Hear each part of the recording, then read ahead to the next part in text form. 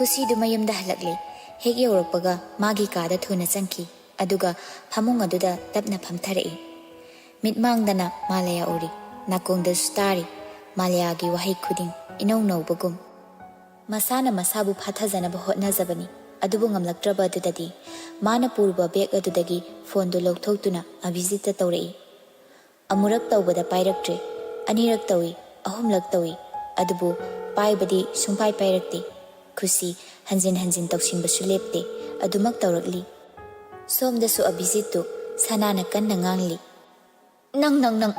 ꯅꯪ ꯌꯥꯝ ꯐꯠꯇꯕ ꯃꯆꯥꯅꯤꯀꯣ ꯅꯪ ꯅꯠꯇꯦ ꯅꯪꯕꯨ ꯉꯔꯥꯡ ꯆꯠꯂꯨꯔꯦ ꯍꯥꯏꯕꯗꯥꯏꯅꯦ ꯍꯥ ꯆꯠꯂꯨꯔꯦ ꯍꯥꯏꯗꯥꯏ ꯏꯃꯥ ꯑꯩ ꯁꯣꯏꯈ꯭ꯔꯦ ꯅꯪꯅ ꯉꯥꯏꯍꯥꯛꯀꯤ ꯁꯣꯏꯈ꯭ꯔꯦ ꯍꯥꯏꯕꯅ ꯌꯥꯕ꯭ꯔꯣ ꯍꯥ ꯅꯣꯏꯅ ꯈꯜꯂꯤꯁꯤꯕꯨ ꯀꯔꯤꯅꯣ ꯌꯨꯝ पानबसे फागिरो अंगांगी फक अमा कोनसिलगा लुहुंबी सानबदुनी खलिराबा हा नोइसे वखल तानरबा ngaktani अखोइना सी तौबदा इमासी वागनी नत्रगा नुंगाइगनी काइसे कैसु खंदब्राइ मी नोइबो इमा आई हौजिमक सतुना कौरुगी कौरुनु मासु कौरुनु नंगसुने नंगी ओइबा मौंगदा लेखो नोइ मयामगी सिगुंबा मयामसे उगदबगी सरुक्तिने आई सिजखरगे सिरो इसा इसु पोपगी नुंगाइबा हारिसिबो हा नोइने नोइ याम फत्तबा मचानिको नोइ नंगी हक्तकसिदा कयाम यामले थोलिबा इरांगसे हा आइसु इसा कौबनिना मीना थीना ngangbado नुंगाइतेने सना असि हाइरमदुना मागी कादुदगी थोख्रे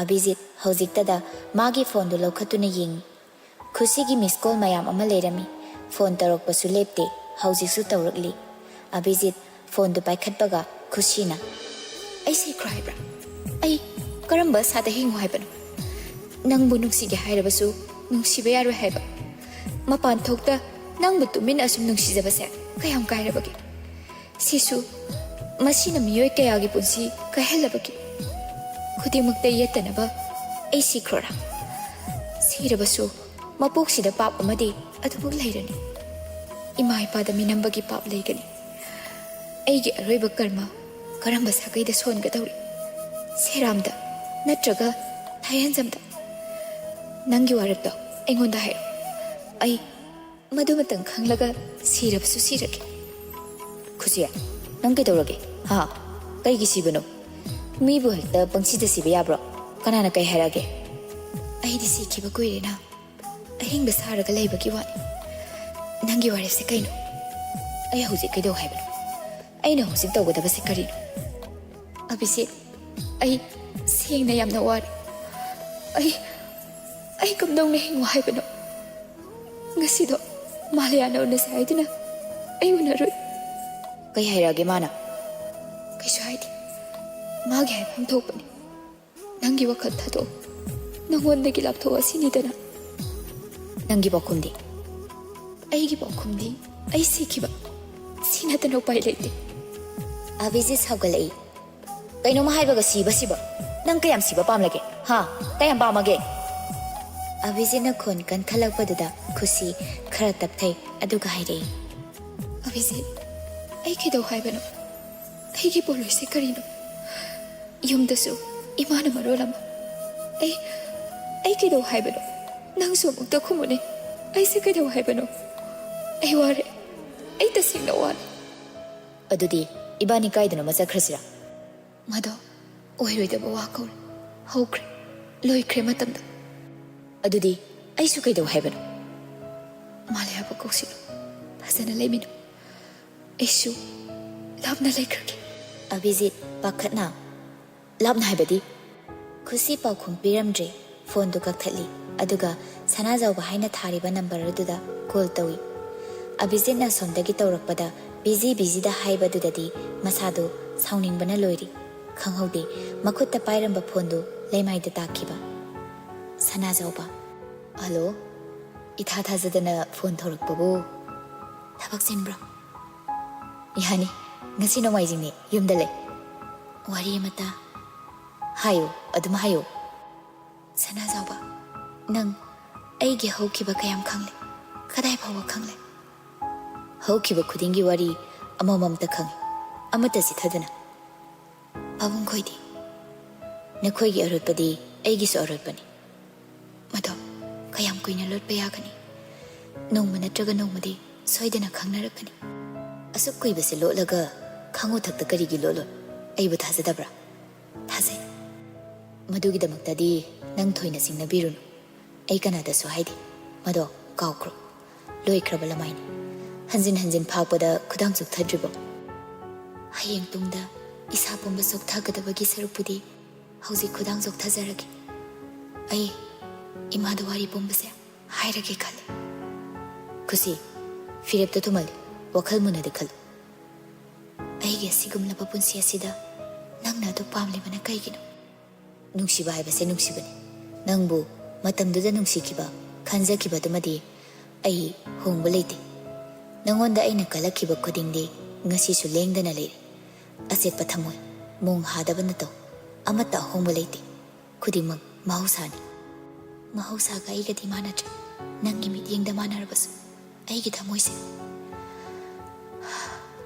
khangde ngasidi yamoy nupi oina pokluba aise ngasidi ira leirabagum phawi nungsiba poklubasu dandi palabagum chairak leita phadok tabagum taw isana isa chairak pijanaba hotnabada ayamoy nungsibabu chairak pinarabadi malem sida chairak phangdaba kanabu leramgani sana jawba nang singna aigi hokibada pendaba amta leitabra leite hanjin hanjin hai khoibra phare adudi thamnaba tawrake phani anidu phone thamkhre khusi ngasidi mitmangda haukraba thaudok khuding adu mitmangduda inauta nangna thoklabagum phawrari singlon wang mada leiringe matam aidi ngaururi nangi wakhalda khongol libasu ngamjada aina zatki wakhalna nangi nanakta nangbu nungsiduna hinglibani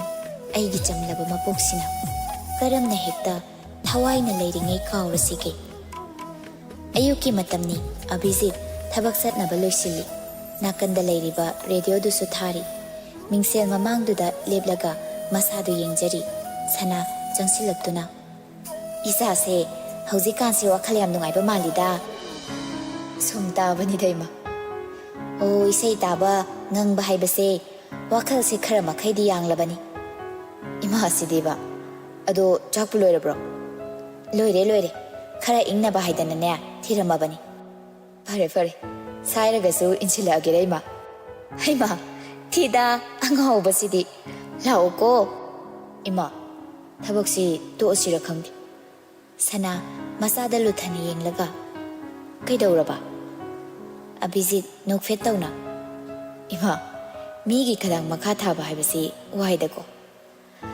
ainasu mai jaga da leiramnadi aisu sumaina tawrongadra sana su nokmi masada nungsina nanbiraga kaidobagi tawruni sadi migi khadang makha thaba kaudi masisu nangi hingbagi lambi amadi piribani man hairibado thabak matam sana taw haibani amuksu yeng mirem oina yumda phamja saduna nong amu nganba numit amuk taba ngaigadabagi sarupudine sintha ma palibado pharabani amuksu khaluni sangsar sida migi khadang makha thadaba kana lege ishwar phawba thari aigi hotna zamanane aina hingbada kanada su ikai pham thokte aigi tawgadaba ithaudo matam sana tawraga loiredana nangna tawribado sarkar gi thabak sunate nangna wana hotna zakibadugine mahini sana jawbana ngangba bu karino adu oirasu ibungo adu oirasu haibase aina hairiba wafamsi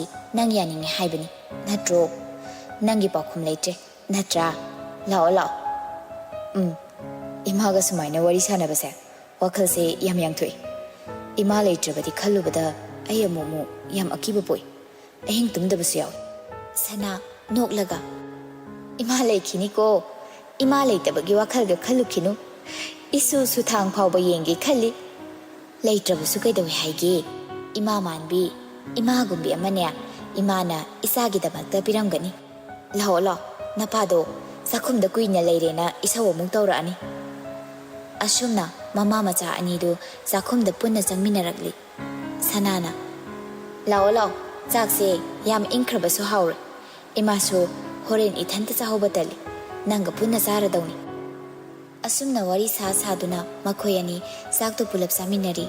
Loiraba matung Abhijit magi ektiba adu thaudokduna thabak chakri. Sanana imungi asai aram sing adu loisilli. Abhijit yamnamak ina kaira khunba imungi masadi nate. Adubu satnaba yaba mina izat sanman taunaba imungi di masani. Private bank amada accountant oina leibani. Abhijitna bank hek yaurakpaga manager duna koksilai. Abhijit manager gi ka phawba chatpada mathanta khalli. Ngasi na mukai dorazan. Minute tarangan khatpagi oirasala. May I come in, sir? Manager do noglaga. Yam formal oidrasu yaida. Office hour yaudi. Chango. Abhijit su adum changlaktuna.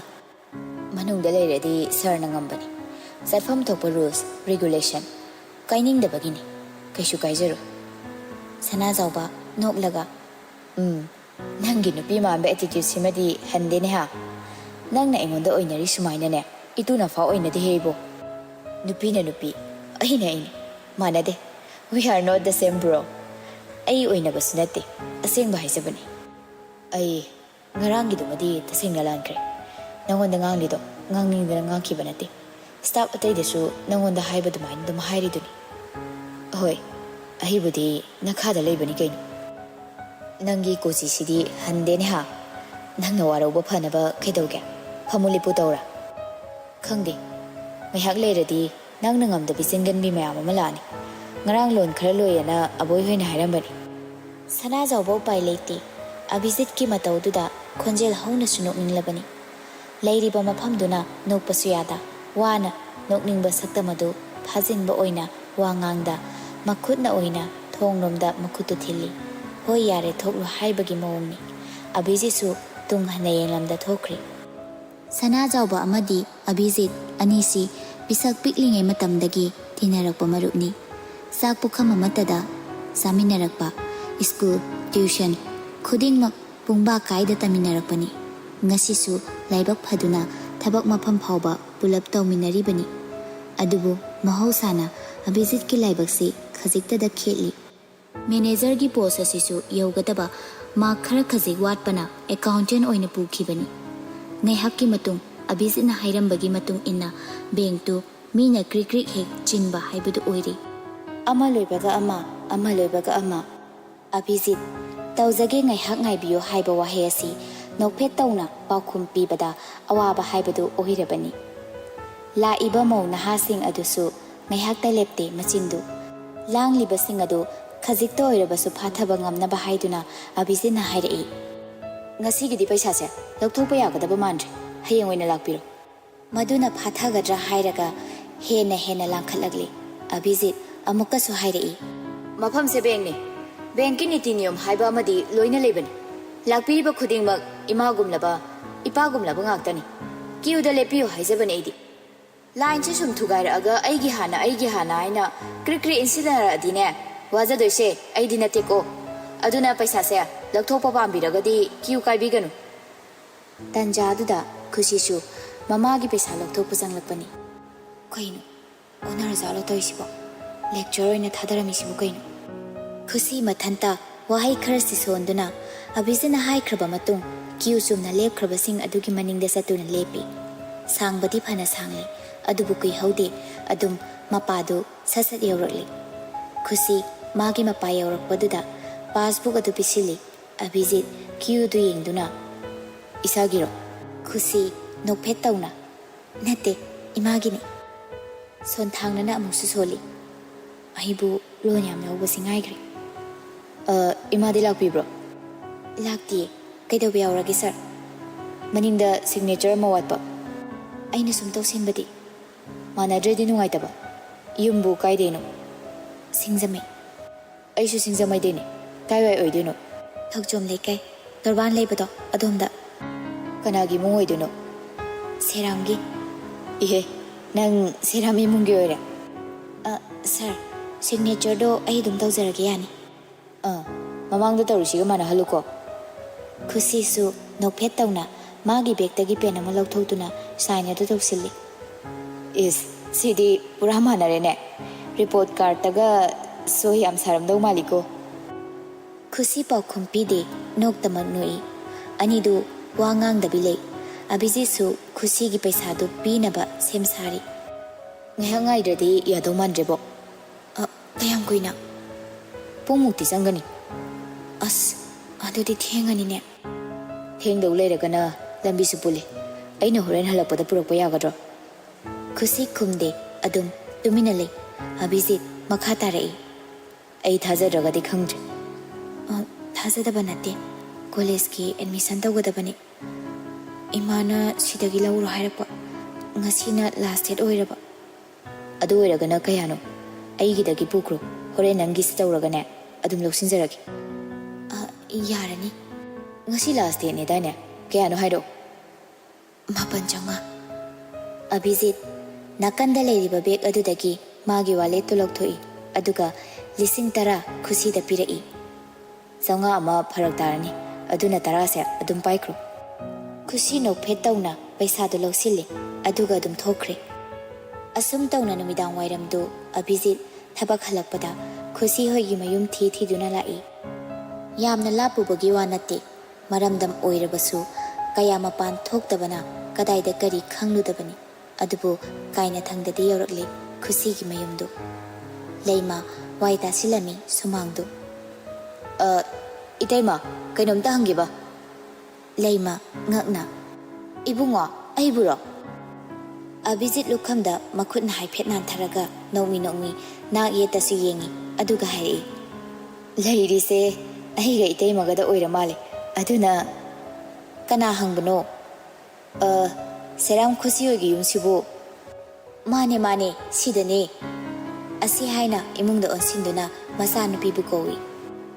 Ibema tabro Khusi mi laine henangbo Khusi imungdagi taha masam asang bodu clip amana sapsinduna wa ngang duna thoklei Tare ma kanano laibo numidang wairam sida Abhijit Khusi na ima hairakpaduda leimada muk yeng Khusi da muk yeng towi aduga tongliba khungup aduda oina sangtrik yengi leimasu khangladuna hairei Ibungo Kaisu kaide Isana aise naha mandana itaima kauraido imadi harauribani ne Leima asi haina masada mo onsinduna ihe mi laisibu nangbu swaide sum thamdauribro yani kakhatpiro Abhijit kakhatuna mangol aduda leiriba mora amada phamthei Abhijit na ngasagi paisa do Khusi nokfet tawna pangwa hewa bire Wahabadi wadida